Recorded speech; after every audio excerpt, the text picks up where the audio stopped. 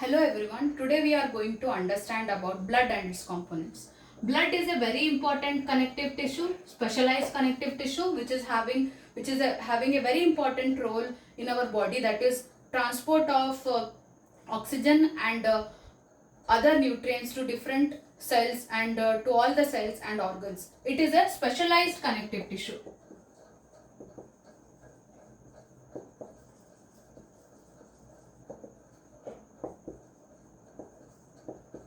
It is a specialized connective tissue, and this specialized connective tissue is having a unique composition that we are going to learn here. Blood composition.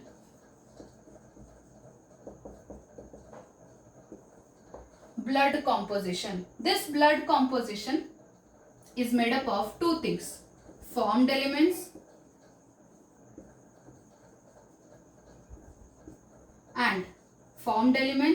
and we have plasma.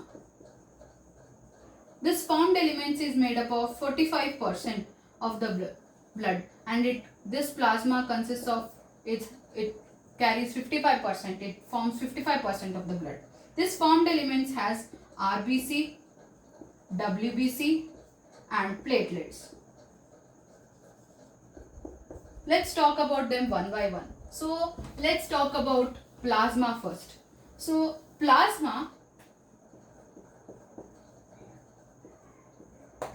is a yellow colored, straw colored liquid part of the blood which has 92% of water and 8% of it is solutes.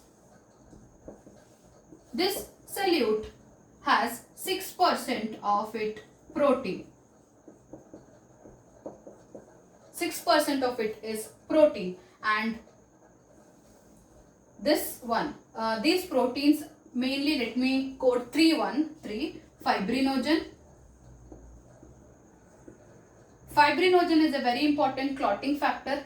It is a very important clotting factor which is involved in clotting mechanism. Next one is the globulin. This globulin is involved in defense mechanism and also transport of some elements. Last one, albumin. This albumin is responsible for maintaining osmotic balance.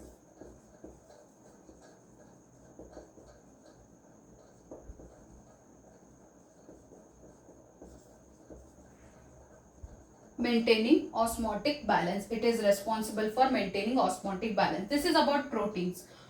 This plasma also has heparin, which is an anticoagulant. It is also having various minerals. It is having glucose, it is having amino acid, it is having fats, etc. So there are so many things that make up plasma. So I hope I am clear about this. Next is the formed elements.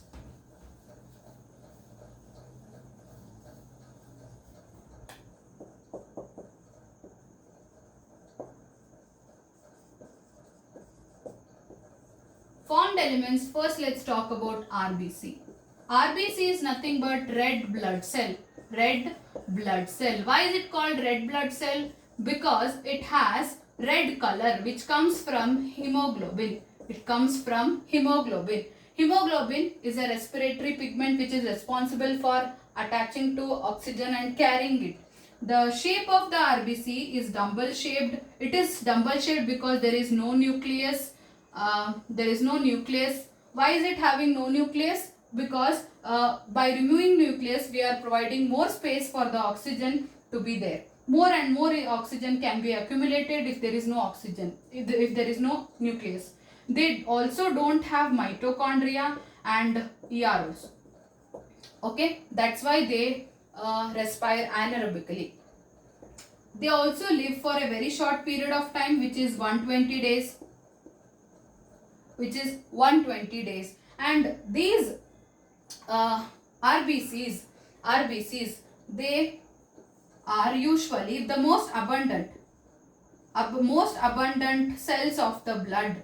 They are usually 5.5 millions per cubic centimeter of blood in females, and 4 to 4.5 to 5 in females, and 5 to 5.5 million in males. Okay, and where are they formed? How are they formed? The process of formation of RBC is called erythropoiesis. It is called This process happens at different stages in different at different places in different stages of life. For example, in early embryonic stage, it happens in yolk sac. In late embryonic stage, it happens in liver and spleen, and in after birth it happens in red bone marrow.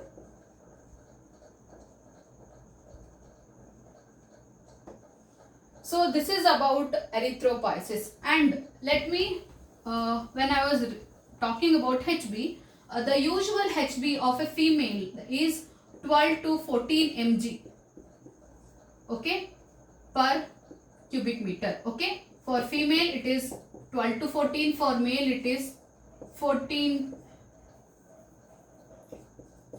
to 16 mg. That is the normal value of HB.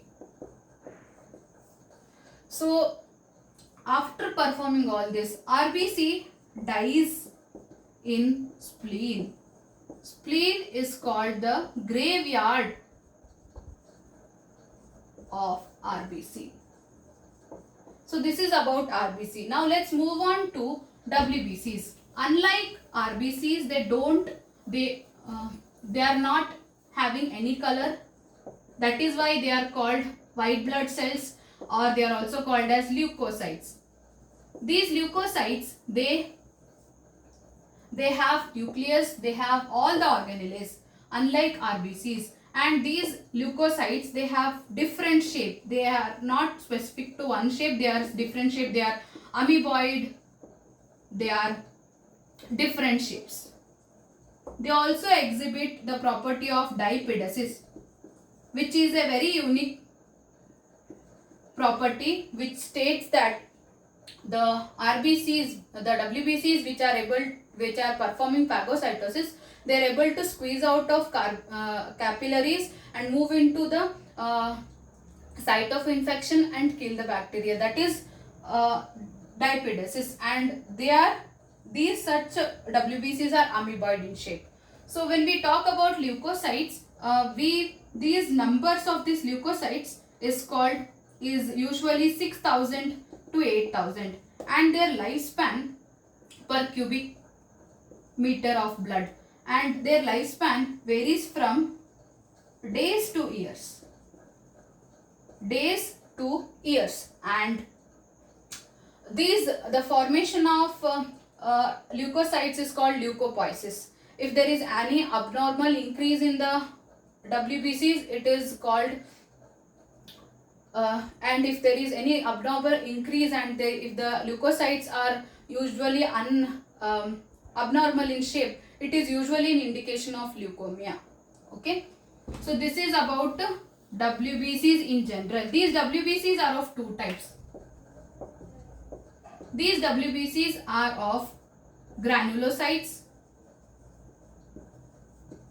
and agranulocytes. When we talk about granulocytes, they have granules in cytoplasm, and they have lobed nucleus. There are three types of granulocytes. For example, first one is a neutrophil. They are called neutrophils because they are able to dye both acidic dye and basic dye. Next one is a acidophile, they can dye acidic dye, and that's why they are called acidophile. Last one is basophile. This one is able to die basic die, that's why it is named as basophile. Let's talk about neutrophile. They are multi-lobed. They are having 3 to 5 lobes in the nucleus, and they are involved in phagocytosis. They are the most abundant form of WBCs, and they are involved in phagocytosis. Because they are having 3 to 5 lobes of nucleus, they are also called as polymorphonuclear leukocyte. Next one is acidophile. They have bilobed nucleus, and they have granules in the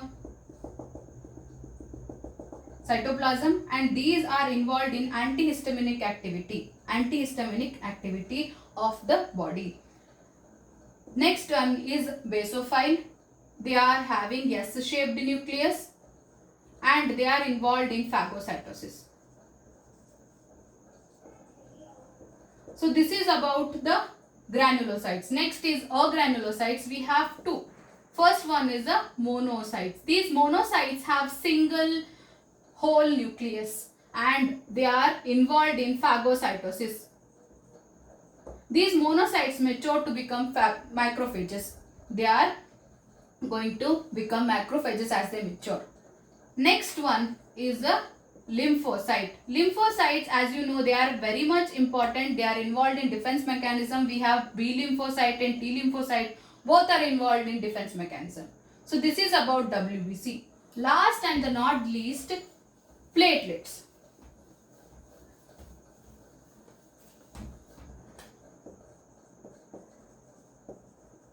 These platelets are nothing but cell fragments. These cell fragments are formed from megakaryocytes. They are oval in shape. They are formed from megakaryocytes, and they are involved in clotting mechanism. They are usually present between 1 to 1.5 lakhs in number, and they are majorly involved in clotting mechanism. So with this I conclude my lecture. I hope it was helpful. Thank you.